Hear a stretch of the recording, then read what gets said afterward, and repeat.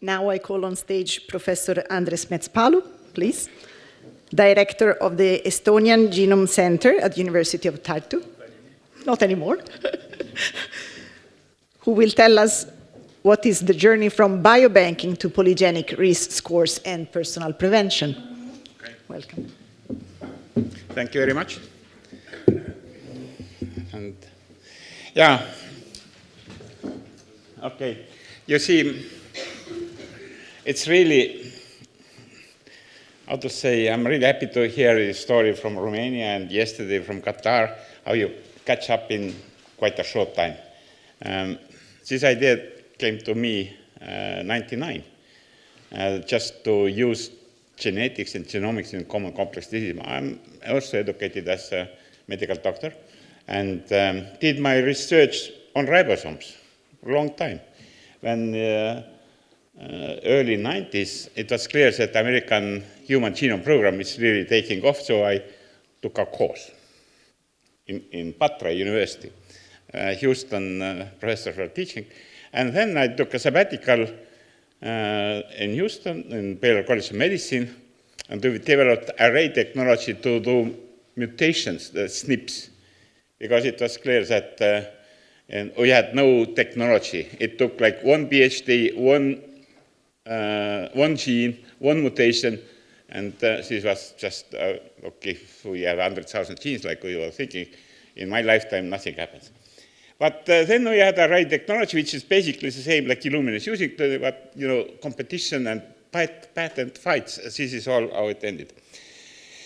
Okay, so I've been thinking about personalized medicine all the time, and now, so I would say last years, 5 or so, I'm devoting myself to personalized prevention.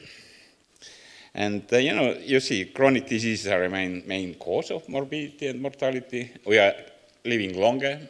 Old people have more diseases, normal. And we don't have enough medical doctors anymore. We had a kind of in North kind of a movement. Now it stopped, but Estonian doctors moved to Finland, Finnish doctor moved to Sweden, Swedish doctor moved to Norway, Norway doctor moved to Qatar. Now they raise salaries in Estonia, so they stopped moving to Finland, and some of them even coming back. And also what is interesting, the large hospitals have so much power, and they get so much money just to treat people, and they are not paying enough attention to prevent disease.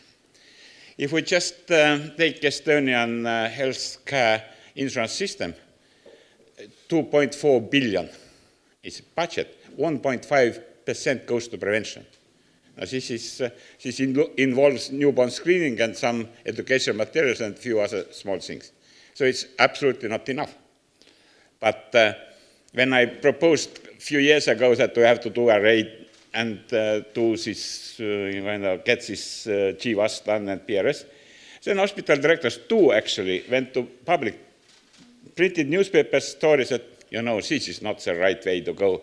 This is kind of a personal medicine, this is not the real thing, it's just like somebody wants to do his science. So my message is that we have too many patients. That's why we don't have enough money or doctors. We have to work on patient numbers. So and we have to use all the current technology what we have. So can you imagine the picture? You are sitting in the boat on the ocean, and water comes in. You just start throwing it out. More water comes in. You just ask your friend also to throw it out, but it's not enough because it's still coming in. You have to close the hole in the boat, and then you can actually make it empty. So this is rational. We have, I don't know how many million cars in Europe. Every year we check them, but nobody's checking us. We check most countries the newborns. Newborn screening, we just do PKU and depends on country. But us,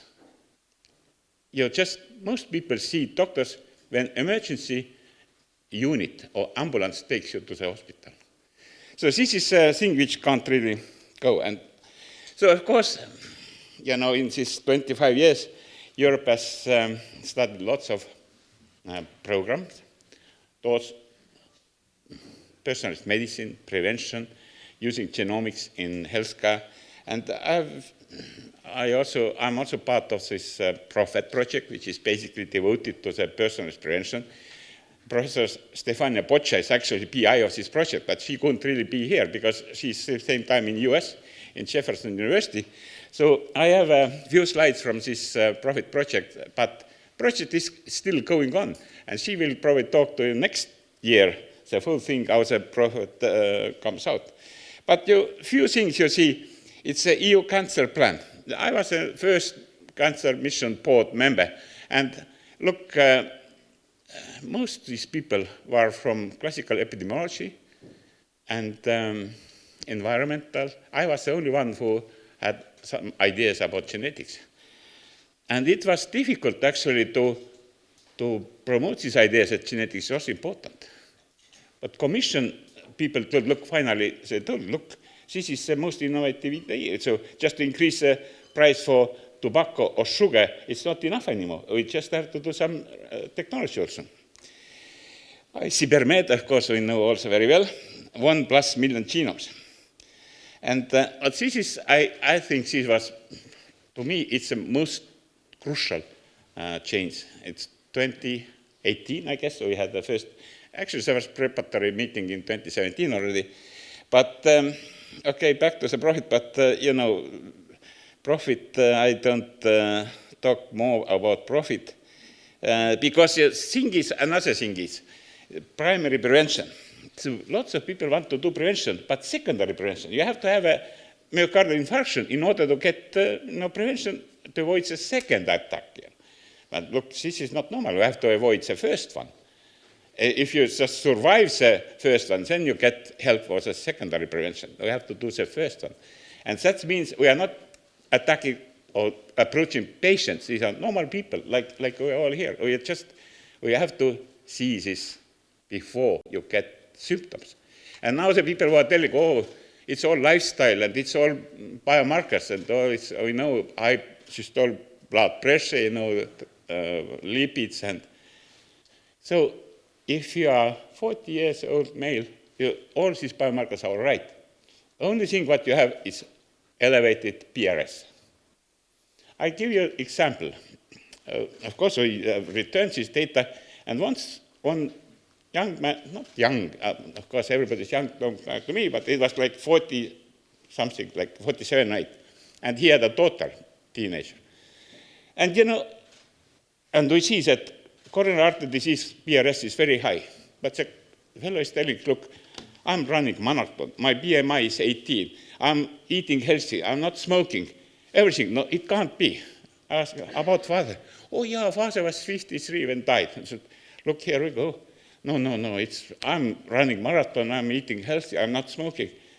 And then look, probably you can't really eat apples because your fructose metabolism is faulty, and you just, triglycerides going up. Oh yeah, I can't eat apples. My daughter also can't eat apples. But this is something, you were thinking, this piece of glass, the chip array, really tells something. But about coronary artery disease, he didn't believe it. But now, can't eat apples. This changed. So I always tell that from Protestant, we turned him into Catholic. Yeah. All right. So, and this is a final slide. What came out of this, so far from this PROPHET project is all these 10 challenges. And these challenges are very good because you just really map what you have to do. And in our case, when we started 25 years ago, we were like icebreakers. We have to justify why do you need a population-based biobank. Even medical school faculty didn't support us because look on this population-based, you're collecting healthy people. Collecting cancer patients, we can understand. But, this time we were not in EU. We still had no euro. But we know that we will join the EU and we will get into better future. But we have to also put something on the table if you want to talk to other people from UK, from Germany, France, because we had to compete for the same resources. So I thought the biobank is only one we could do. But, government supported us, but only gave 64,000 euros just to get going. We had to go to US and raise money for biobank from US. US, of course, in Sands Hill Road in California, nobody had any clue where Estonia is. But we convinced them just to put together 4.5 million in year 2000, just to get going. And first 50,000 we recruited with American money. When American money was over, look, in order to get American money, you had to establish a company in Delaware in order to protect their shareholders. But when money was over, so we had a divorce, like usual. Money is over, nobody's happy anymore. But we escaped because they wanted to get the biobank and do it CRO, but we escaped and we had good papers. And law was crucial. And Marius, law is crucial. I was not very fond about the law thing, but after this divorce, I was clear that law is without law, we were gone. All right, the cancer plan. We produced this implementation plan, and this is not, it is going now. All countries have these comprehensive cancer centers. They have lots of money actually coming from Commission to cancer projects, and I managed to put into this polygen increase scores. Most of the scores are coming. You have to do polygen increase scores. That means you have to genotype, you have to analyze. And I guess this is all which is useful. Now, 1+ million genomes initiative.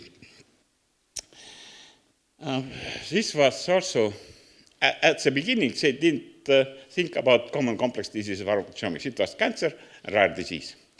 I remember this meeting, I proposed that, look, it's not normal if we just leave out and AstraZeneca and lots of people, but, lots of countries said, look, this is all science, too early. I said, no, it's not too early. We have the evidence, we have data. So next time I had to give a talk, and then it was taken in, and Malin is somewhere. And Malin said, look, if you propose it, you have to start running it. So I become, in this way, work package 10 leader, and now we changed to Andre Uitterlinder. He's a leader now, and I'm a co-leader. So this is really good, because government joined, not scientists. And this is crucial. You have to get governments involved. So, look, it covers most of the topics what we have to do. And it's all going. We still ongoing strong. We have regular meetings and so on. And then few things happened. We spinned off the pharmacogenomics recently. We started a last year program called Genome of Europe. Genome of Europe, just to sequence 100,000 people just to get the frequency of variants and to generate file for array imputation. We still believe that arrays are so cheap, and for large-scale population studies, we should really use arrays, not sequencing yet. Because for PRS, you don't need sequencing, arrays are enough. And we don't have too much phenotype on these people, these 100,000, because 100,000 is still so small, you can't really run separate studies. But now next phase, we have to genotype more, and these samples are coming with full phenotypes. So it's also, we have to keep in mind that in Europe, we are not only 27 countries, we are sequencing 40 populations, because in Estonia, we also have to sequence the Russians, because we have 25% of Russian speakers. Same in Latvia. In Germany, they have to sequence Turks, because they have 5% of people from Turkey. Also, and in France, there is, North African population. So basically, I would say that, of course, European people have been studied most, like we have seen before, mostly. But now these other countries also have to do their own homework and do the GWAS studies and calculate the BRS. And we heard how difficult it is in Africa, in Near East, like Qatar and other countries, actually doing it. Not talking about Japan, Australia, Singapore, China. So it's going. And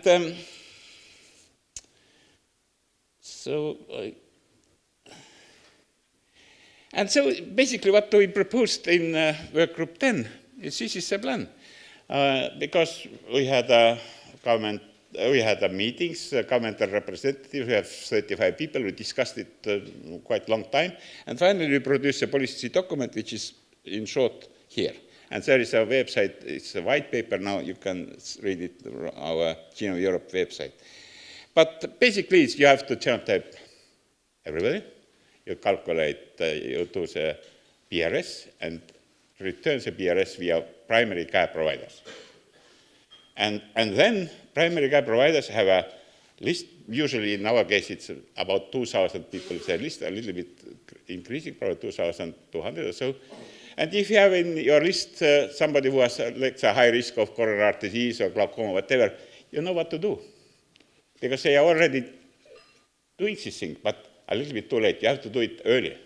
For instance, glaucoma, we have 28,000 people don't see because it's glaucoma thing. But people don't feel that if your one eye is getting weaker, they just go to see a doctor and they don't see at all. It's too late.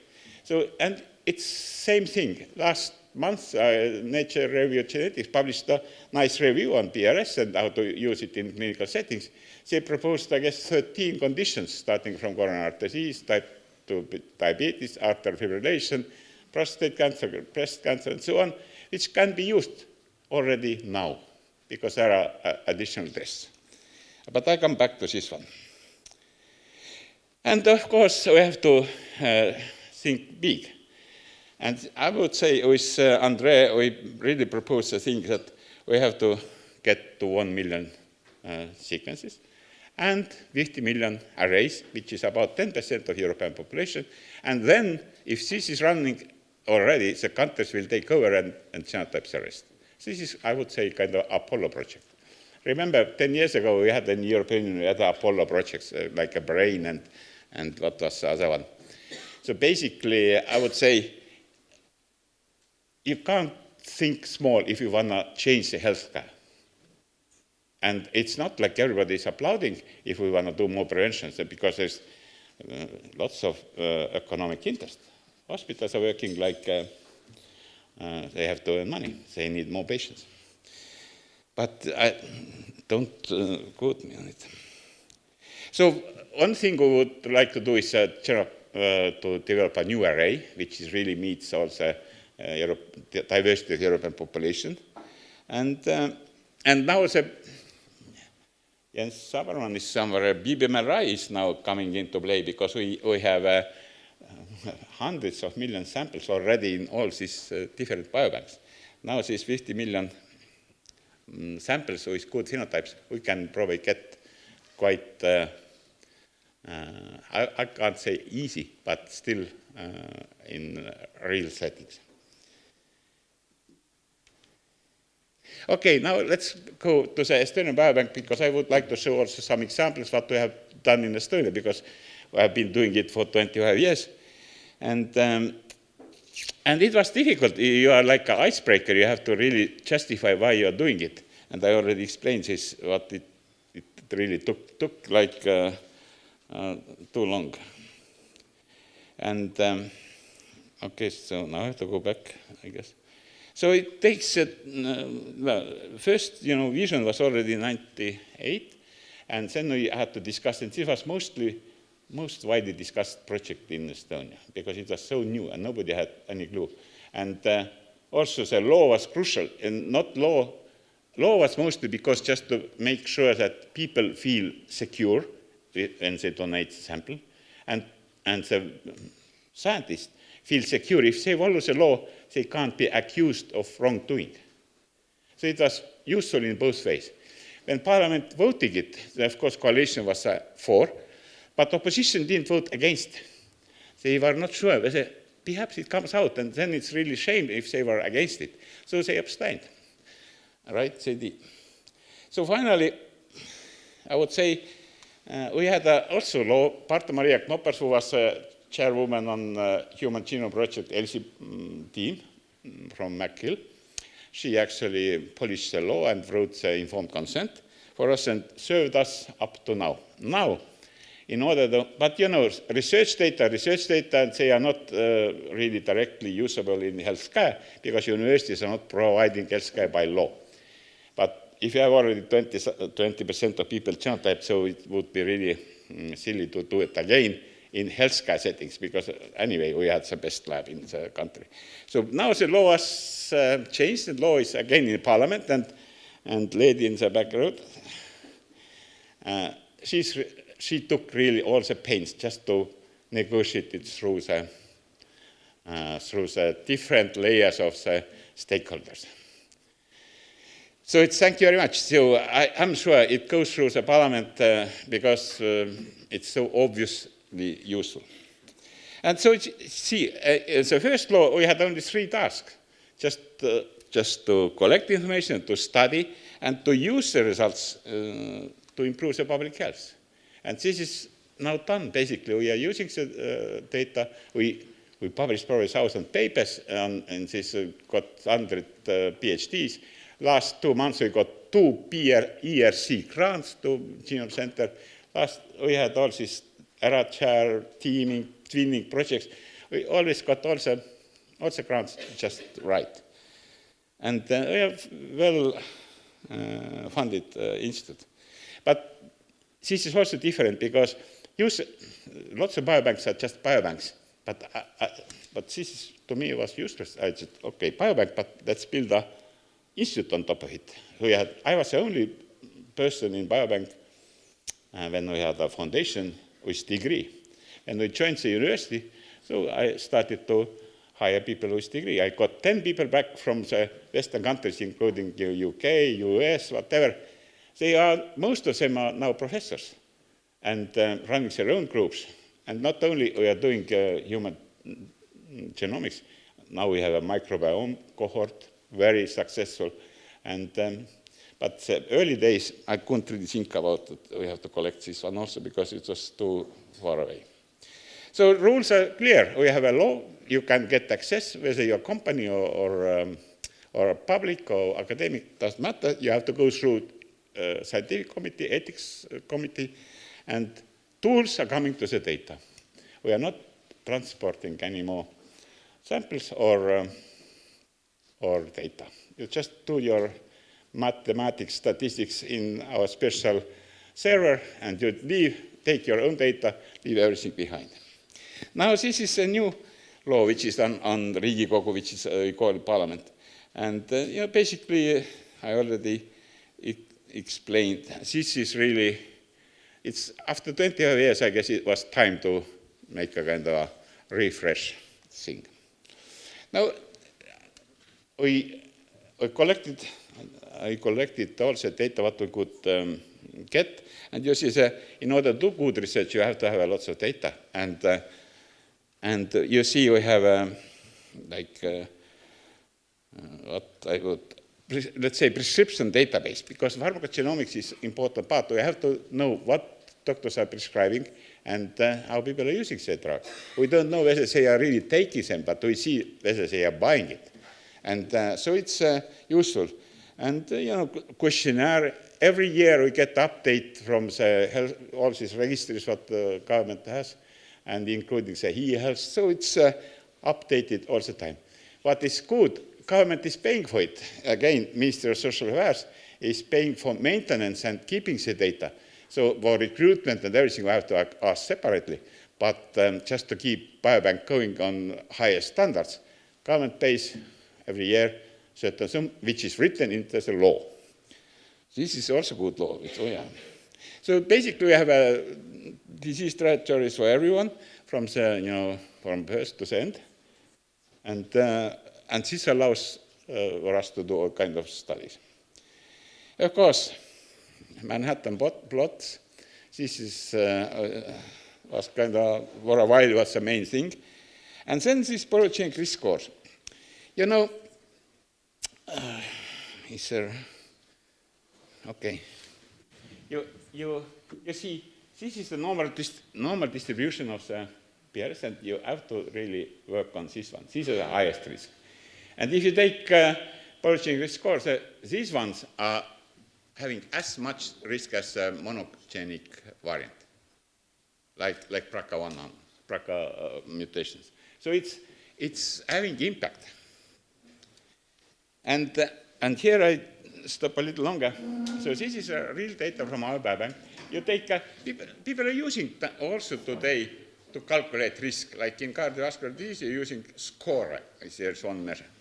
SCORE2, for instance. And then you get the kind of average risk from this. And if you just apply PRS on this group, you see you just stratify it into three.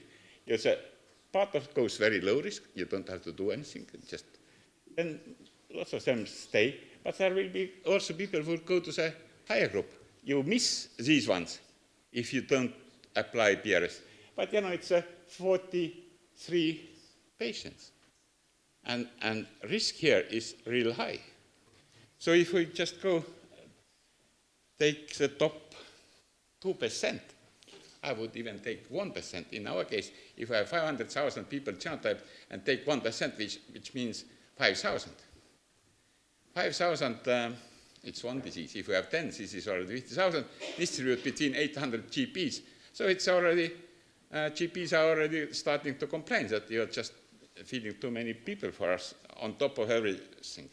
So basically, you see, if you have 70, it goes more than 60%, you have a chance you get the event, whether you just event, whether you survive or not, say.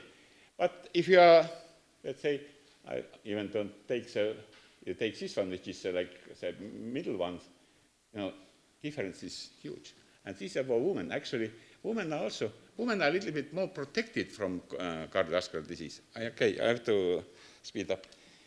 Then I skip the FH, which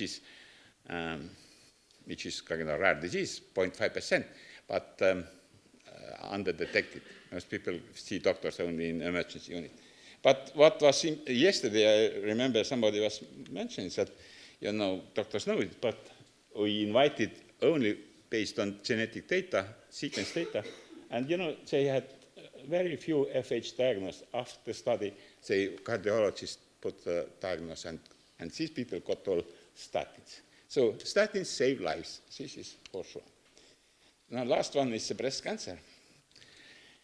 All women basically have at 70, you have around 5% of risk get breast or ovarian cancer. But if you have a top 5% of PRS, it happens age 50. Now, if you just go further, this I'm borrowing a slide from private hospital. Peter Patrick used to be head of University Hospital, head of oncology, left university and started the company. Look, 1% here. It means 35. So, and now the problem accumulates here. You see, 20% of breast cancer cases are diagnosed among women younger than 50. So they never reached to the screening or mammography, most countries, including our country. So they never receive this letter. And this is too bad. So we have to really go down. And now this is what starts next year. PRS will be used women, 40. If you have a high PRS, you get invited immediately to the mammography. I can't say that mammography is the best method in the world, but we don't have anything better now. I leave a few more minutes. Parkinson's disease, because neurodegenerative disease is also important. Parkinson's, there's no real treatment, but you have to, if you know it, you can do a little bit. You can do more physical, mental exercise. You can probably postpone it. This is documented. But what is important, there is a substantia nigra where dopaminergic neurons are dying. And they are dying already 20, 15 years before you get the symptoms. And now there is an easy method, which is transcranial ultrasound. You can measure the reflection, like this, like these ones. Oh my God, it's going. Like these ones. And of course, we did the study, and of course we see that we invited 100 people from high PRS, 100 to slow PRS, and you see you get 9 individuals are immediately diagnosed with Parkinson's disease. And the rest are almost half having high threshold, from the threshold, like they are getting most likely Parkinson in future. So this is also important. So this comes to end that, this I skip, So why I'm expecting that lots of people really like to do it? So this is, we are polling people from the country. Now, last years we are not recruiting. That's why we don't have too many things in media. But better times we had like 70%. And so I believe that if we propose this in our people, so 70% of people would like to do it. But when the news is spreading that you get some useful information out of it, then I guess it goes up again. So this I already explained that this is the plan, and this is what I'm working on. But what I want to say, PRS is still risk, and we have to do something which is really more diagnostic things. That means scientifically, I'm working now on the second test which can be applied to the high PRS people. And in cancer, there is a liquid biopsy. You can analyze methylation pattern changes. And you take a plug here and do Oxford Nanopore sequencing, you see the methylation pattern. And now we already have first patients are coming. We take high PRS from biobank, invite them to oncology hospital, and they do assessment. If there is no cancer, invite them next year. But we are following always methylation pattern. So the question is, how many years before diagnosed, which is like you can see from imaging, like MRI or something, you already see this methylation pattern changed in tumor DNA in your cell-free DNA. So for Parkinson's, this is same, as ultrasound. So this is now, I guess, the next thing what is scientifically I'm working on. Thank you very much.